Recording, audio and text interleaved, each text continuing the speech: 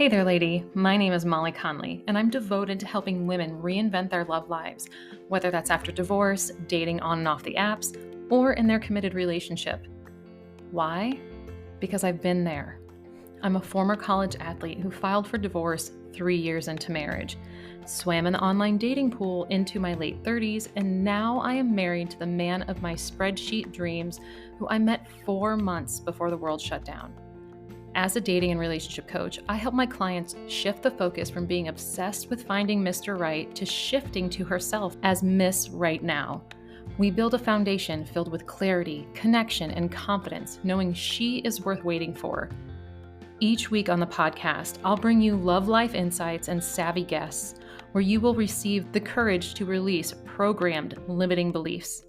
Discover patterns and behaviors restricting you from finding and attracting quality men, and ways to choose yourself first so you can build a foundation for a healthy relationship with yourself and a partner.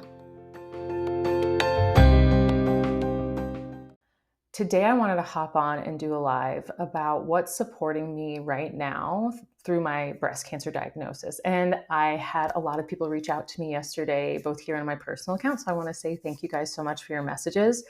But with that said, a lot of people are probably thinking that, of course, it's my husband, it's my friends, it's people like you. And that's true. That's very true. But there's something else. And I don't know about you, but when I've had a friend or a family member who's been diagnosed with cancer, I get this sense of feeling hopeless. And here's why. And I bet maybe you feel this way too, where you don't feel like, you can help them at all because you can't cure cancer for them. You can't cure their cancer. You can't fix the situation for them. So it has left me feeling sad and helpless in the past. And of course, if you're a people pleaser, this is like a whole new level of not being able to provide, to be a service and help them through this stage in a way that you feel like you can take it on and, be a part of that solution with them. And so I've never discussed this here or even on my podcast. So like I said, this is going to be like a whole new relationship dynamic for people pleasers going through something like this. And so as I work through my own issues of people pleasing, I'm starting to connect the dots from times of my past and present. So that leads me into a personal story. So my senior swim season in college, I was resting, during conference between prelims and finals. Like I had swam all morning. I had just finished having lunch. I was starting to get in that sleepy phase right before I was going to doze off. I already had an alarm set so I could get ready for finals that night. And instead I received a phone call, and it was my doctor's nurse. And she said, you know what, your recent, what was she called it? Your recent results came back and you have precancerous cells on your cervix and you need to have surgery right away. And being 22 years old and just falling asleep, I was kind of like, what is she talking about? And I asked her, I'm like, so can I still swim after my surgery? And she said, no, not for a very long time. And I said, well, then it's going to have to wait. And she paused on the phone and said, I don't think you understand. This can accelerate pretty quickly. And if we don't catch it now, this could have a not so good ending. And my response was, I don't think you understand. This is my senior swim season. I'm in the middle of conference. I have just made nationals. I'm going to be contributing to my national team, and I'm going to nationals in 4 or 5 weeks. So it's going to have to wait after that. So she reluctantly agreed with me. What else should we going to do? So I, swam nationals and finished out my senior year. But what I really wasn't prepared for was not only the surgery, but what was going to happen after that. So I had to have a biopsy at a 3-month follow-up. And during that follow-up, they found out that the cancerous cells came back. And so they were going to have to treat this as a very aggressive precancer or cancerous cervical cancer. And so I had to come back every 3 months and do a biopsy. So that lasted until the cancerous cells went away on their own, which was very interesting. Sometimes that does happen, but I did that for 2 to 3 years. And because of that, internal wounds take longer to heal than external wounds. So I couldn't swim. And for me, I wasn't ready to put that identity down. I had already made plans of what I was going to do after swimming in college, and like my goals after that for trying to like make US Open cuts. And so it was really devastating for me for a while. And so when I had that moment where I'm going to have to keep doing this at that 3 month mark, knowing I'd have to return in 3 months from then, I had this oh shit moment where I had to completely reprioritize my life. And that at, age 22, finding out that, this could accelerate to something that's, leads to death, honestly, in like the next 2 to 3 years, and being like, okay, so 24, 25 really was my life expectancy at that time if it continued to get worse. Um, I told myself things had to change. And so I changed who I was hanging out with. The friends that were hanging out with are not necessarily bad people. They're just making really bad decisions. I was having to reprioritize my health, like how I was, staying fit.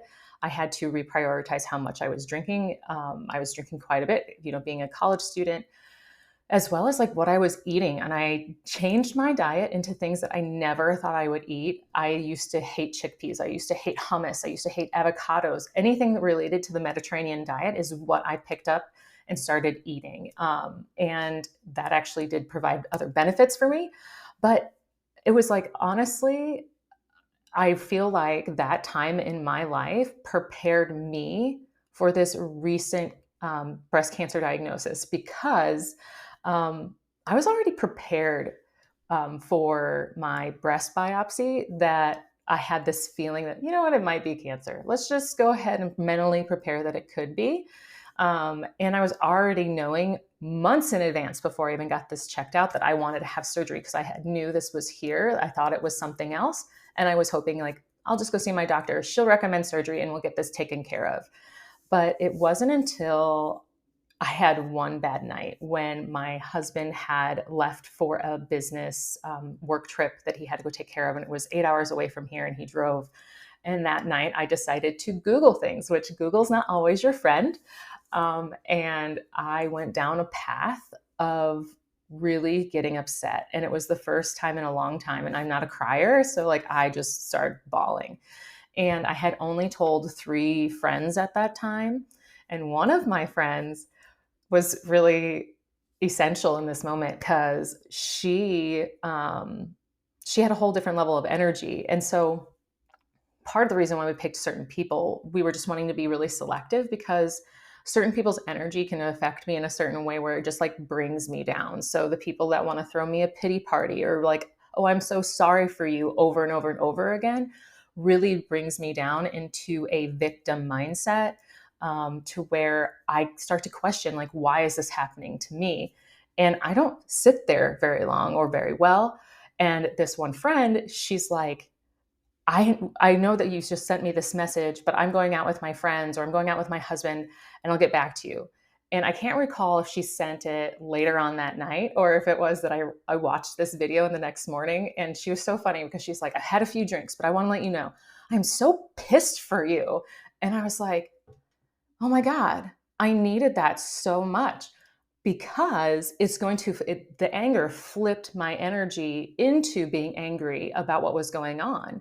So when I was going through my certification for life coaching, the school that I went through discussed that there's 7 different levels of energy, and they all start from level 1, like I said, up to 7. But level 1 is victim mindset, victim energy, where you're lethargic, where you have, sad emotions, and every level has a thought, feeling, and action associated with it. And level 2, in order to get out of level 1, is to become angry. And anger can be a very great motivator to keep you moving, but it is not sustainable. So what is interesting is that she helped me get out of that victim mindset and into anger. And then the more research and knowledge that I started to build around not only my diagnosis, but like, what are we going to need around the house? How long am I going to be expected to be out? What type of surgery should I have? All those sort of things allowed me to move into what would be like level 3, which is a combination between like a little bit of negative energy and positive energy. So I have now self-acceptance, but at the same time, I have that feeling of it's fine. So what's wonderful because of what I do, my business, which I coach women, and I'm here making content, creating podcasts, those are things that are really things that I just love doing. And so when I became so much more involved in my business, like trying to put even more content out and building things for the future so that when I am out, things just keep rolling, has allowed me to come to level 4, which is being of service and giving value and really appreciating just giving in general. And what's even more interesting is that I didn't think I could ever get to level 5 in this situation. And I had sent an email out to my email list yesterday morning, as well as obviously, if you had the chance to look at my stories yesterday, you saw also the news. But my former client, she's one of my former clients. Anyway, she emailed me this sweet message, and it was exactly what I needed. And I had read it in the morning, but I had put it off because I just was like, I'm not, I wanted to come back and write to her, but I had so many other things going through my mind at the time. So I paused and I went back to write her at night. And what is so crazy for me is what I wrote her. Like, I don't even know where it came from, because at the end I said, this is a fantastic opportunity for growth. Who says who says that after getting a diagnosis for cancer? And so why am I talking about this and why is this really important? It's because we all have choices. We all have the choice. Like right now, you have the choice to listen to this podcast or watch this Instagram live in the moment or watching it later. And you could have another whole choice of doing something else at this moment. And my choice is to make sure that I'm moving through those level 3 to level 5 energy right now, because when shit gets tough, I don't like to play the victim, especially when it's something that I have to handle internally, mostly on my own. And that has led me to think about what this really encompasses. And so doing your inner work is critical to strengthening and mastering your mindset. So why would you want to build up, or how do you even build up this mindset? So what you need to do to build up this mindset so that you can handle anything that life throws at you. And even when it comes to dating, having this mindset is like a huge benefit. And so here's why. Number 1, you're not on an emotional roller coaster, right? So like no man can pull you down, or no relationship can pull you down. And you're more level-headed and you are wise on how you are going to even express your emotions. Number 2, you know what you want, you know what you deserve, you know how to communicate your needs, and you do that all in a way that is clear, concise, and effective. Number 3, because you know what you deserve, it's easier for you to make effective decisions. So you're not staying in relationships that are not worth your time or not giving you what you need. It's because you've already communicated your needs and you already know what you want. So all of this is because you are aligned to your values. Number 4, because you know what you deserve, you're not in this emotional roller coaster anymore, and you're able to make efficient decisions. You are actually showing yourself so much love. And because you're showing yourself so much love, you know that you don't put up with bullshit. So those are 4 ways, or 4 reasons why having this mindset is so important in your life, as well as specifically for dating. But what if you're not in this sort of mindset yet in your life, or when you aren't even using it maybe for dating? Well, honestly, that's not a problem, because you have the choice to work on your mindset, right? So here's a few reminders to help you create your mindset. First, what you think about yourself is so important. You might have heard me say this on the podcast before, but what you believe and think about yourself is called your story. And just like what I think and believe about myself is my story. So each of us is our own main character in our lives. So you right now are your own main character. There's so many things going on in your life. I'm just a part of it. What's going on in my world right now is doing this and presenting this to you guys while, other people around me are doing their own thing, right? So Since that's the case, we get to decide how we show up in our lives no matter what's going on around us.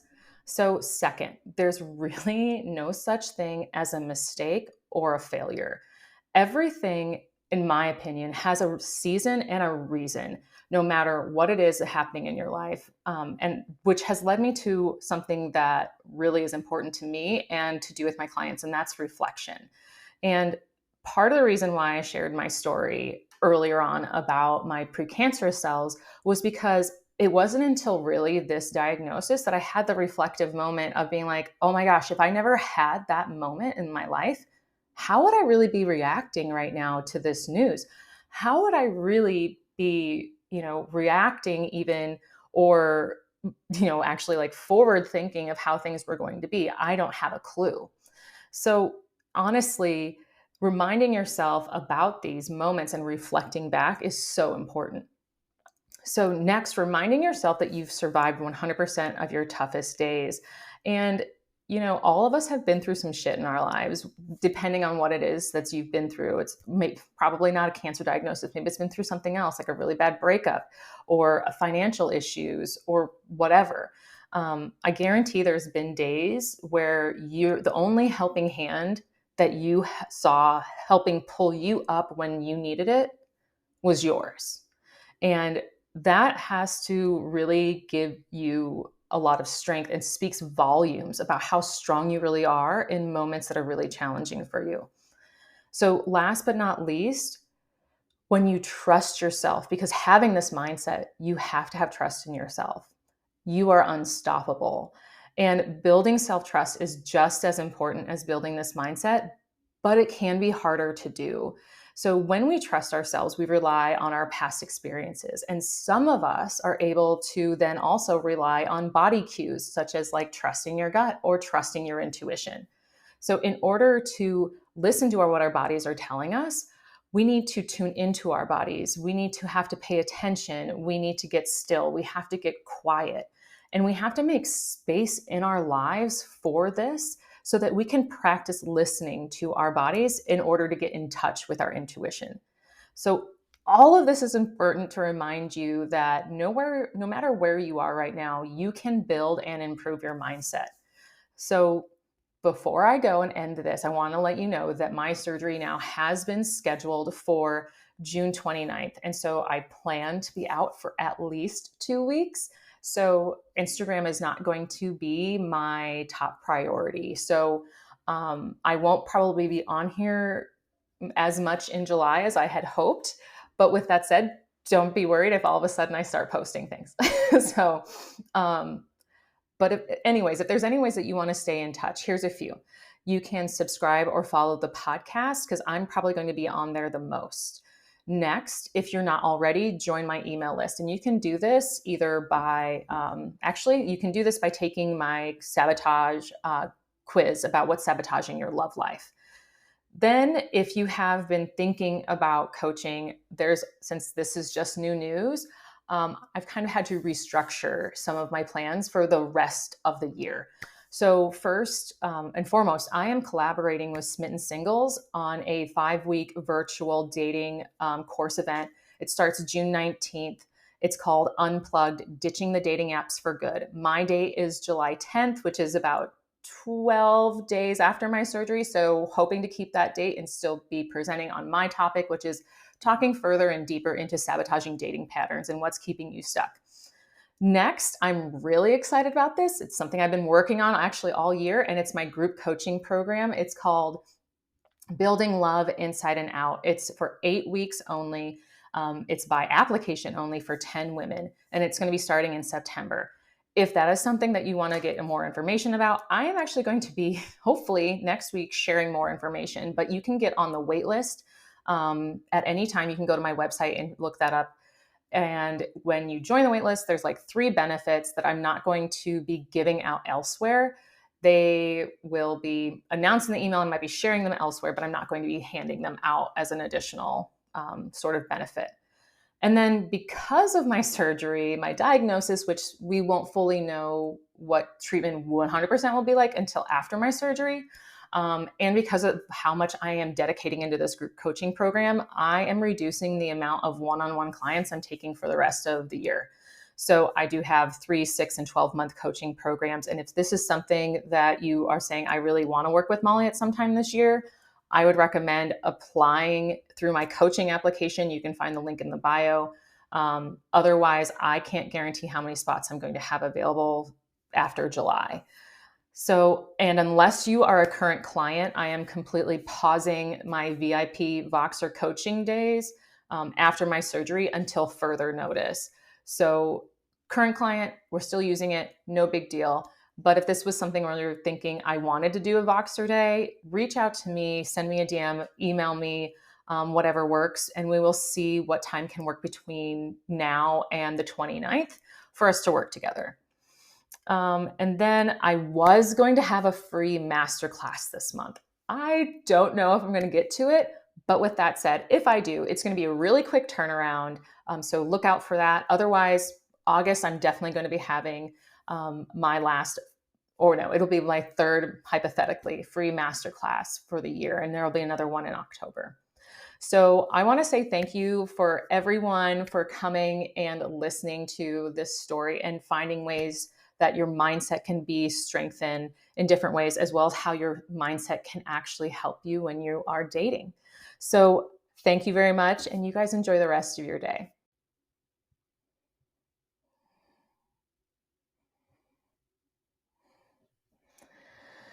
Okay.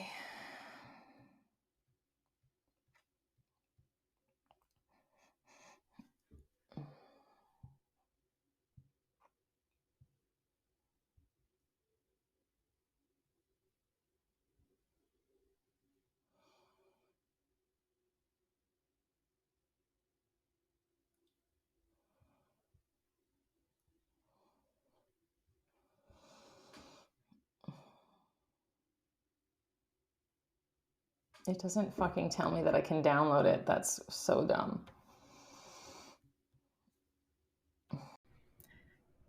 Can't stop settling? Sign up to receive daily words of wisdom. I call them lady love lessons. They're for ambitious women like yourself who are tired of hearing they're too much or that they're not enough. It'll help give you the tough love and motivation to choose yourself first. All you have to do is go to my website, reinventingthearena.com, and scroll to the bottom of the homepage to sign up. I'll see you in your inbox.